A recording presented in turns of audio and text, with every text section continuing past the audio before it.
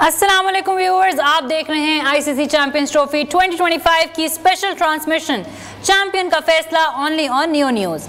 Viewers, ICC champions trophy के दूसरे semifinal में न्यूजीलैंड ने जनूबी अफ्रीका को 50 रन से शिकस्त देकर फाइनल के लिए क्वालिफाई कर लिया है। 363 रन के हदफ के ताक़ुब में जो हैं साउथ अफ्रीका, वो 9 विकेटों के नुकसान पर सिर्फ 312 रन बना सके। चैंपियंस ट्रॉफी का फाइनल इतवार 9 मार्च को न्यूजीलैंड और भारत के दरमियान दुबई में खेला जाएगा।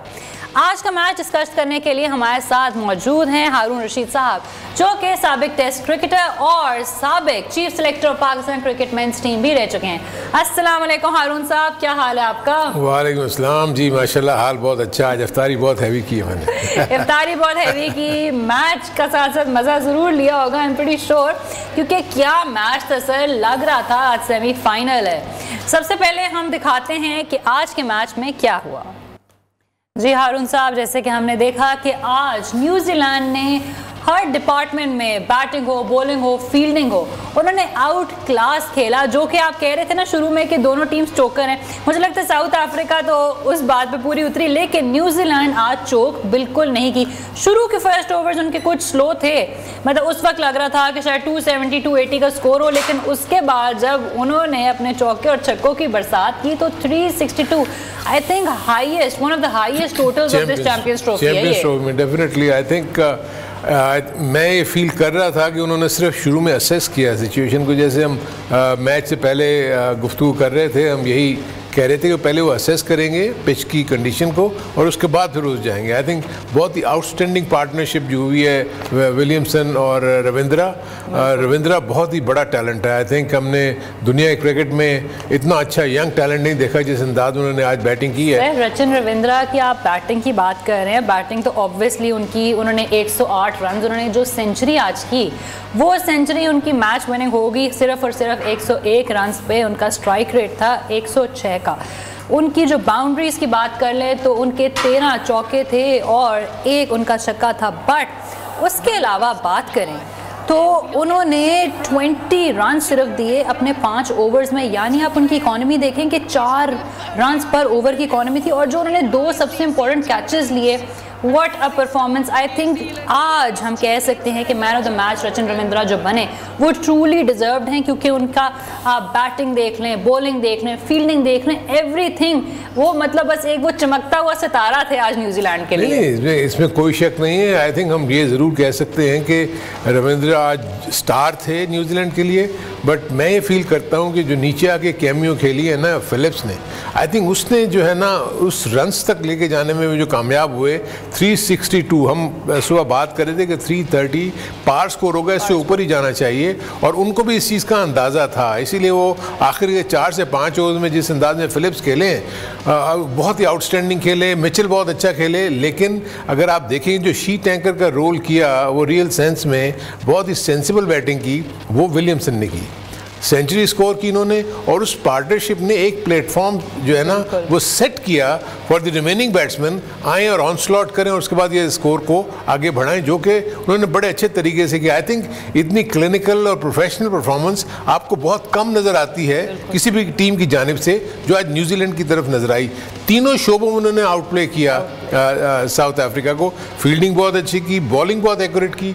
देखिए, हम सुबह भी बात कर रहे थे कि जो सबसे बड़ा एडवांटेज जो है न्यूजीलैंड को, उनके पास 4 स्पिनर्स है बेसिकली।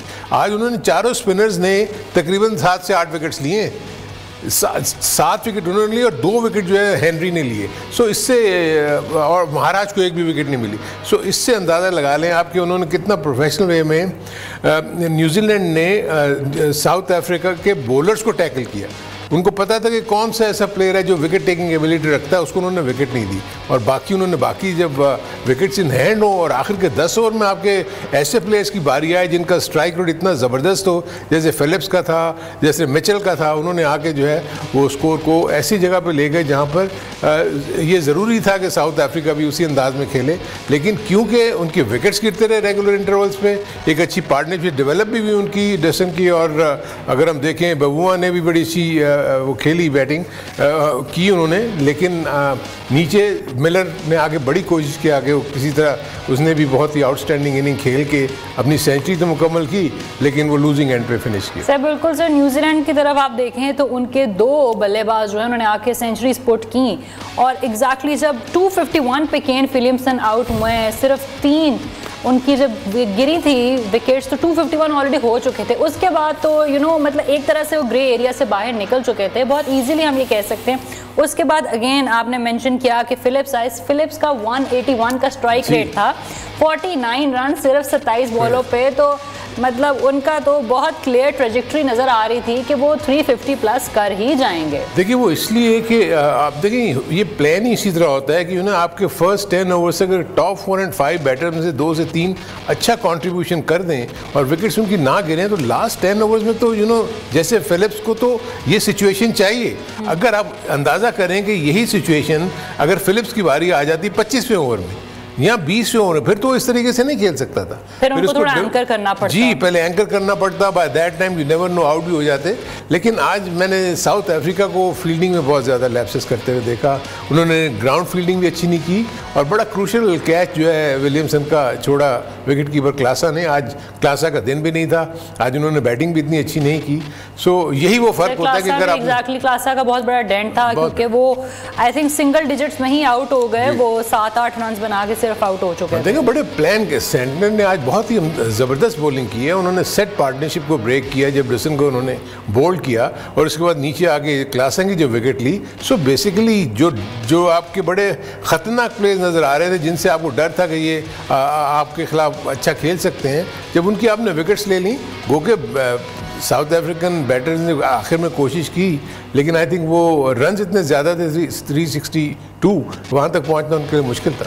सर आप बात कर रहे हैं कि साउथ अफ्रीका की फील्डिंग एट पार नहीं थी, लेकिन मुझे लगता है कि उनके जो बॉलर्स आए वो विकेट्स तो गिराने में कामयाब थे टू सम एक्सटेंट, बट जो ओवर्स थे उनके वो भी बहुत एक्सपेंसिव थे। लाइक उनकी इकॉनमी आज हम देख लें, हर ओवर में उनके 7-8 मतलब वो रन्स कंसीड कर रहे थे, और फिर जो वही पार्टनरशिप लग चुकी थी 2 सेंचुरीज की, तो वो डेंट तो डाल चुकी थी। नहीं वो डाल चुकी थी, लेकिन अगर आप ये देखें कि उसमें कोई रन्स इस वक्त उतने ज़्यादा नहीं थे, 6 run an over, 5 run an over तक ही जा रहे थे ना वो।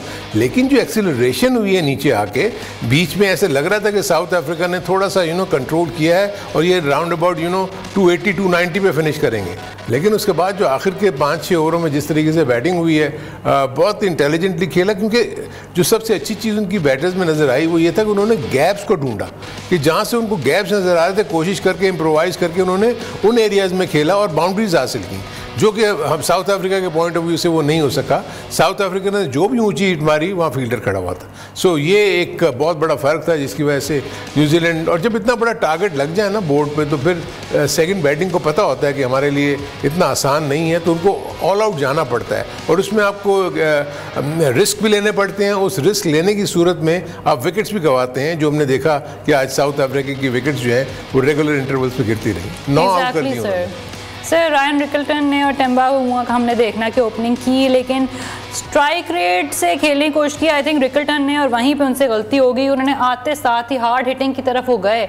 उन्हें शायद शुरू में एंकर करना चाहिए था, उन्हें इनिंग्स अपनी बिल्ड करनी चाहिए थी। उसके बाद ताकि जब मिडिल ऑर्डर बैट्समैन आते तो उनके पास एक अच्छा उस वक्त तक स्कोर हो चुका होता। नहीं, जब इतना बड़ा टारगेट होता है ना, तो फिर आप आप पहली इनिंग में कर सकते हैं। जब आप पहले इनिंग में बैटिंग कर रहे होते हैं तो आपको तो नहीं पता होता कि आप 360 कर जाएंगे। तो आपको 360 बनाने के लिए ग्रेजुअली आपको एक्सेलरेट करना पड़ता है। लेकिन जब आप 360 प्लस चेस कर रहे हैं ना, तो आपको फर्स्ट 10 ओवर्स में 70-80 रन तो बनाना ज़रूरी थे, अदरवाइज फिर तो आस्किंग रेट आपका बहुत बढ़ जाता। उनका वो ठीक था, लेकिन मैं फील करता हूँ कि न्यूजीलैंड के बॉलर्स ने आज काफ़ी टाइट बॉलिंग की है, ऐसा नहीं है, और फील्डर्स ने बहुत ज़बरदस्त उनको सपोर्ट भी किया है। अगर आप दूसरी तरफ अगर पहली इनिंग में देखेंगे ना, तो अर्ली ओवर्स में साउथ अफ्रीका की जो फील्डिंग थी बहुत आउटस्टैंडिंग थी। उन्होंने यकीनी बाउंड्रीज जो है वो बचाई हैं, लेकिन उसके बाद अगर देखें जब उनकी पार्टनरशिप डेवलप हो गई और उसके बाद तो उन्होंने गैप्स को तलाश किया, फील्डर की तरफ नहीं मारा। जी व्यूअर्स, हारून साहब का कहना है कि शायद आज जो साउथ अफ्रीका से गलती हुई है वो हुई है उनकी फील्डिंग में। मजीद डिस्कशन भी करेंगे, कहीं जाइएगा मत। यहाँ हम लेते हैं एक शॉर्ट ब्रेक। आप देख रहे हैं चैंपियन का फैसला only on Neo news. Welcome back viewers, आप देख रहे हैं आईसीसी चैंपियंस ट्रॉफी 2025 की स्पेशल ट्रांसमिशन चैंपियन का फैसला ओनली ऑन न्यू न्यूज़। जी व्यूअर्स, आज हो चुका है सेकेंड एंड लास्ट सेमीफाइनल और अब हमारे पास हमारे दो फाइनलिस्ट हैं। फाइनल मैच होने जाएगा 9 मार्च को संडे दुबई में बिटवीन इंडिया एंड न्यूजीलैंड। आज का जो मैच था न्यूजीलैंड साउथ अफ्रीका, क्या मैच था। लेकिन जहां पर हम न्यूजीलैंड को सराह रहे हैं क्योंकि न्यूजीलैंड ने बहुत अच्छी बैटिंग भी की, बॉलिंग भी की, फील्डिंग भी की और साउथ अफ्रीका अनफॉर्चुनेटली एक मरतबा फिर से रह गया, वो चोक कर गई।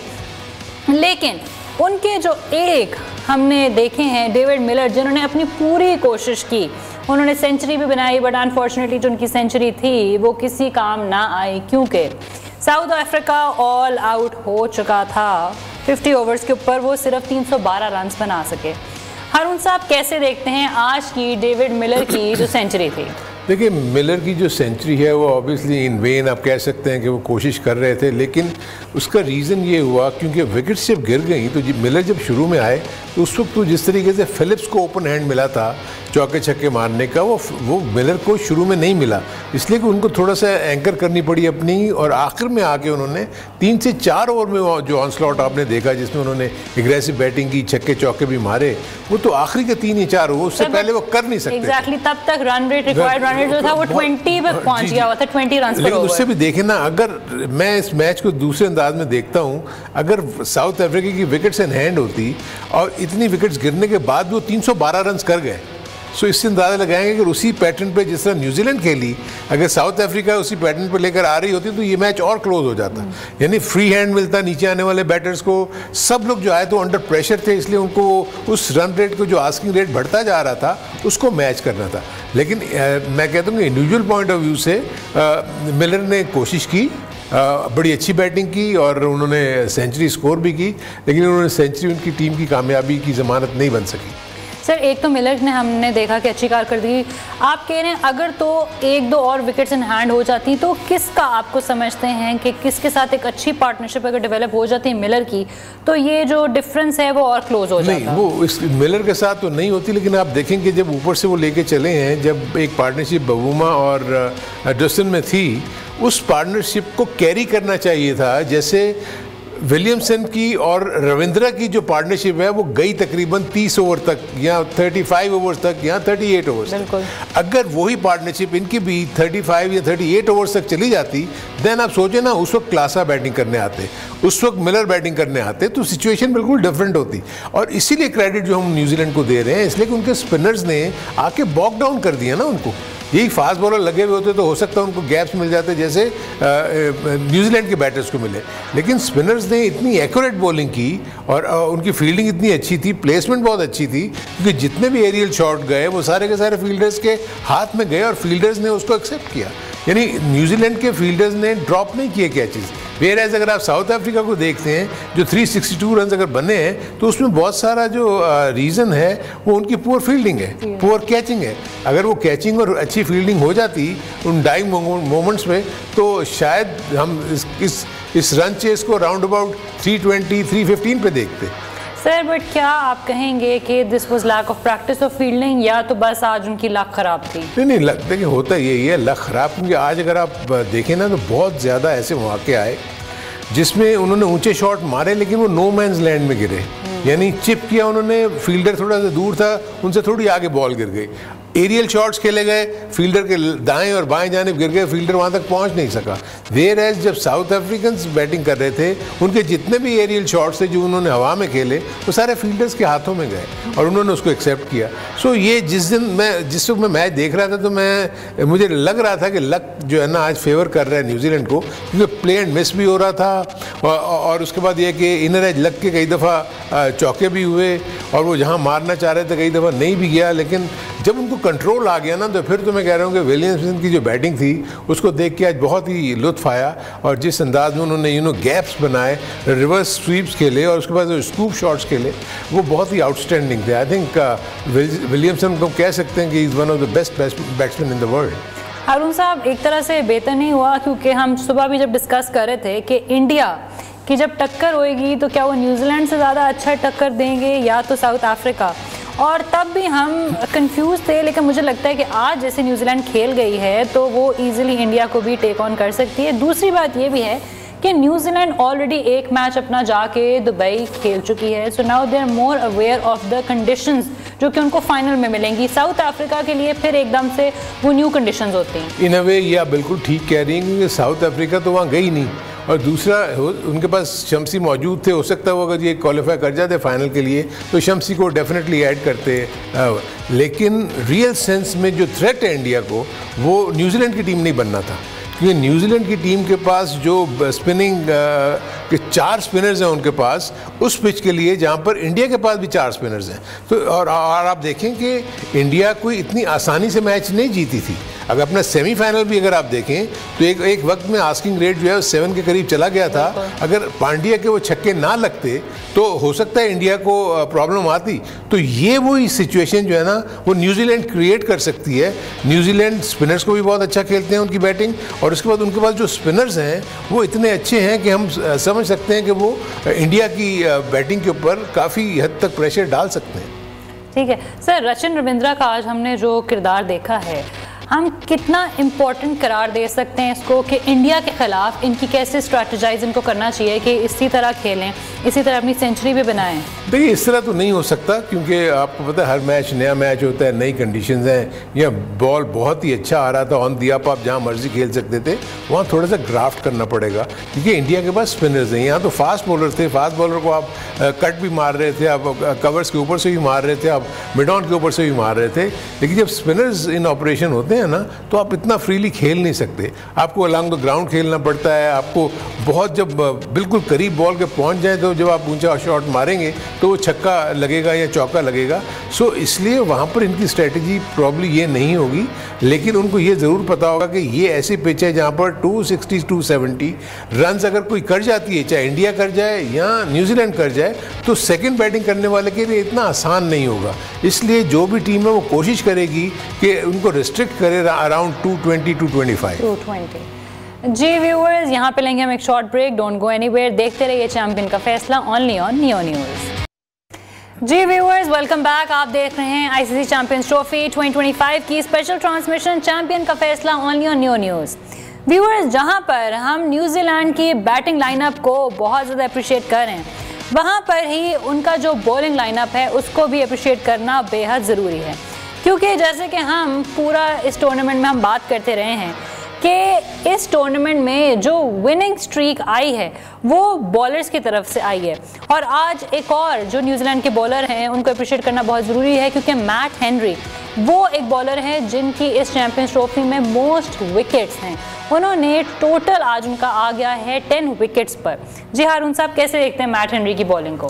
बहुत ज़बरदस्त बॉलिंग परफॉर्मेंसेस नज़र आई हैं हमें पूरी न्यूजीलैंड की टीम से, लेकिन एक फास्ट बॉलर के लिए बहुत ज़रूरी होता है कि वो जब टॉप ऑर्डर पे आके बॉलिंग करते हैं तो उनको विकेट्स लेना बहुत ज़रूरी है। आज भी उन्होंने रिकल्टन को आउट कर दिया, जिससे प्रेशर जो है वो साउथ अफ्रीका की बैटिंग पे आ गया। और थ्रू आउट इस पूरी हम चैंपियंस ट्रॉफी में देख रहे हैं कि इतनी अच्छी टाइट लाइन और लेंथ के ऊपर बॉलिंग कर रहे हैं। उसका नतीजा ये निकल रहा है कि उनके फील्डर्स को पता होता है कि ये बॉल जो है शॉट लगेगी तो कहाँ आएगा, और वहाँ वो तैयार खड़े हुए होते हैं।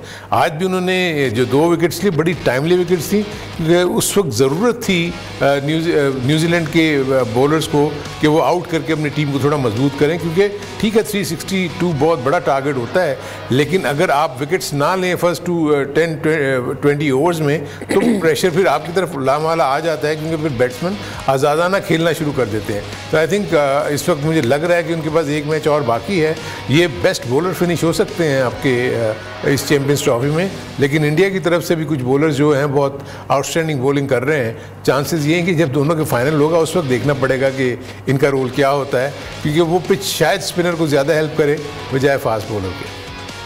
बिल्कुल सर, ये जो होगा इंडिया वर्सेस न्यूजीलैंड का फाइनल जो होगा, मैं बताती चलूँ कि एक मरतबा पहले भी ये इसी सेम कंडीशन में आ चुके हुए हैं, आज से 25 साल पहले। क्योंकि 2000 में जब ये आईसीसी चैंपियंस ट्रॉफी का नाम आईसीसी नॉकआउट होता था, तब भी न्यूजीलैंड वर्सेस इंडिया ही फाइनल हुआ था, लेकिन तब न्यूजीलैंड ने जीत लिया था। तो क्या लगता है एक मरतबा फिर से हम वो ब्लास्ट फ्रॉम द पास्ट देख सकेंगे या वो इंडिया अपना बदला पूरा कर लेगी? देखिए, एक तो जो कॉम्पोजिशन है न्यूजीलैंड की, प्रॉब्ली इस पूरे सेटअप में अगर मैं देखूं पूरे चैंपियंस ट्रॉफी में जितनी भी टीमों ने हिस्सा लिया, न्यूजीलैंड वो वाहिद टीम है जो इंडिया को बीट कर सकती है। इसलिए कि उनके पास जो आर्मरी है, बॉलिंग में अगर देखा जाए वैरायटी है उनके पास। अगर आप उनकी बैटिंग में देखते हैं तो बड़ी डेप्थ है उनकी बैटिंग में। इंडिया के पास भी एग्जैक्टली यही सिचुएशन है कि उनके पास बैटिंग में बहुत डेप्थ है और उनकी बॉलिंग में बहुत ज़्यादा वैरायटी है। सो बड़ी इंटरेस्टिंग बैटल होगी। इंडिया ने अभी बदला तो ले लिया ऑस्ट्रेलिया से, क्योंकि फाइनल में वर्ल्ड कप के इंडिया हार गई थी और उन्होंने सेमीफाइनल में हरा दिया। ऑस्ट्रेलिया अब 25 साल की पुरानी राइवलरी याद दिला रहे हैं जिसमें उनको ये शिकस्त हुई थी।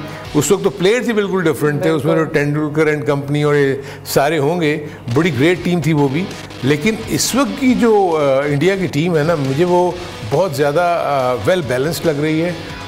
इतनी आसानी से उसको बीट नहीं कर सकेगी न्यूजीलैंड, लेकिन ये वाहिद टीम है जो इंडिया को बीट कर सकती है। एग्जैक्टली सर, जैसे कि आप कह रहे हैं, ये एग्जैक्टली न्यूजीलैंड वाहिद टीम है जिसका on paper batting, bowling, fielding सब कुछ जो है वो एट पार, अगर तो हम एट पार ना भी कहें तो 49-51 का तो बहुत अच्छा जो है वो टाकरा होने वाला है। सर, न्यूजीलैंड और अब इंडिया के बारे में बात करते हैं। 9 मार्च को इनका फाइनल होने जा रहा है, तो क्या लगता है कि कोई प्लेइंग 11 में हम चेंजेस देखेंगे या दोनों जो टीम हैं वो अपनी इसी विनिंग कॉम्पोजिशन के साथ मैदान में उतरेंगे? मुझे तो नहीं लगता कि कोई भी चेंज मैं देखता हूँ। विल यंग प्रॉब्ली इंडिया की तरफ, न्यूजीलैंड की तरफ से थोड़ा सा वीक लिंक नजर आते हैं। हालांकि एक सेंचुरी स्कोर की हुई है, लेकिन मैं नहीं समझता कि क्योंकि वो मुसलसल खेलते हुए आ रहे हैं, किसी नए प्लेयर को फाइनल के मैच में डाल देना नजर नहीं आता कि ऐसा होगा। जी व्यूअर्स, अब देखना ये है कि जिस दिन फाइनल होगा उस दिन क्या होगा। व्यूअर्स, एक मरतबा फिर से हम आपकी खिदमत में हाजिर होंगे सुबह। तब तक अपना ख्याल रखें और हमें इजाज़त दें। अल्लाह हाफ़िज़।